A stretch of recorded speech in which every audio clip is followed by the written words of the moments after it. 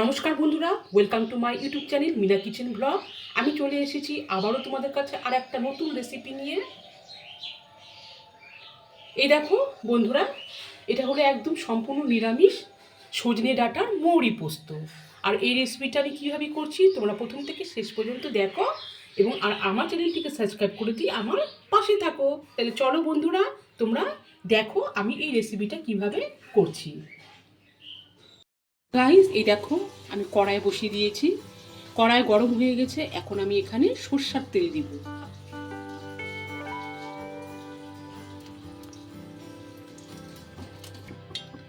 এরপর এতে আমি দিয়ে দিচ্ছি কালো জিরে,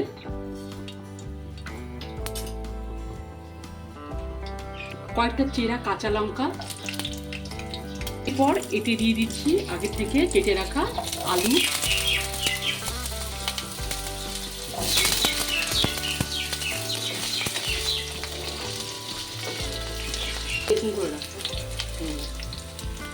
এই দেখো বন্ধুরা, আলুগুলো হালকা ফ্রাই হয়ে গেছে। এরপর এতে আমি দিয়ে দিচ্ছি কেটে রাখা সজনে ডাঁটা,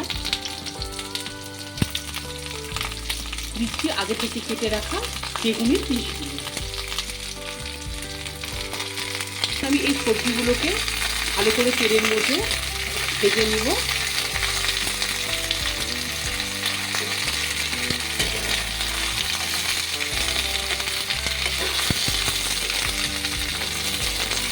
তো এই দেখো বন্ধুরা, সব সবজিগুলোই হালকা করে ফ্রাই করে নিয়েছি। এখন আমি এতে লবণ দিচ্ছি স্বাদ অনুযায়ী, দিয়ে দিচ্ছি হলুদ। আর হলুদ দিয়ে এইবারও আমি নাড়িয়ে নিচ্ছি, আর একটু ফ্রাই করব লবণ হলুদ দিয়ে।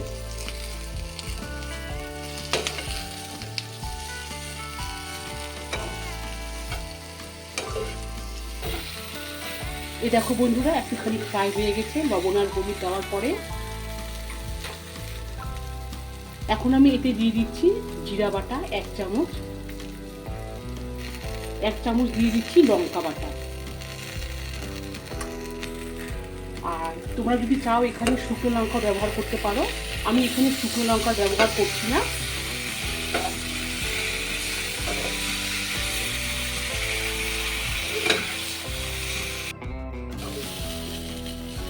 জিরে বাটা আর লঙ্কা বাটা দিয়ে ভালো করে আমি নাড়িয়ে নিয়েছি। এই দেখো বন্ধুরা, এরপরে এখন আমি এতে জল দিচ্ছি।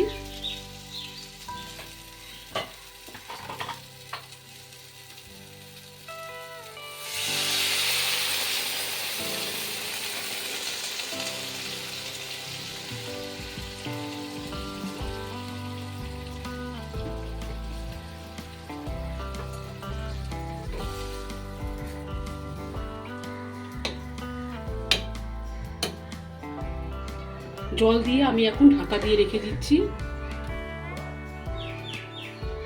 তো বন্ধুরা, চলে আসলাম। এই দেখো সব সবজিগুলো কিন্তু সেদ্ধ হয়ে গেছে। এরপরে এখানে দেখো, এখানে আমি পোস্ত বেটে রেখেছি। এটা হচ্ছে পোস্ত বাটা। আর এর মধ্যে দিয়ে দিচ্ছি আমি 1 চামচ মৌরি বাটা। পোস্ত আর এই মৌরি বাটাটাকে আমি এখন ভালো করে মিশিয়ে নিচ্ছি। পোস্ত আর মৌরি বাটার মিশ্রণটা আমি দিয়ে দিচ্ছি।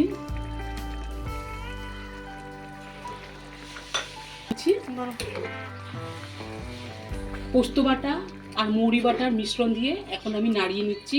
এই দেখো বন্ধুরা,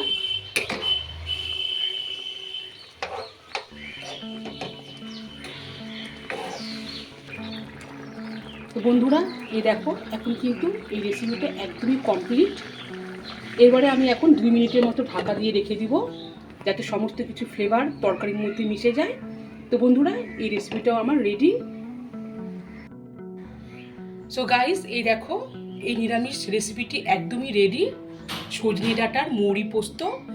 আর এই তরকারিটা একদম গরম গরম ভাতের সাথে বেশ জমে যাবে। তাহলে বন্ধুরা, তোমরাও আমার রেসিপিটা ফলো করো, আমি কিভাবে রেসিপিগুলো করি, এবং তোমরা প্লিজ প্লিজ আমাকে সাপোর্ট করো। তোমাদের সাপোর্ট ছাড়া আমি কিন্তু আমার এই চ্যানেলটিকে এগিয়ে নিয়ে যেতে পারবো না। সো গাইস, প্লিজ তোমরা আমার পাশে থেকো আর এই রেসিপিটা একদম নিরামিষ দিনে গরম গরম ভাতের সাথে পরিবেশন করো।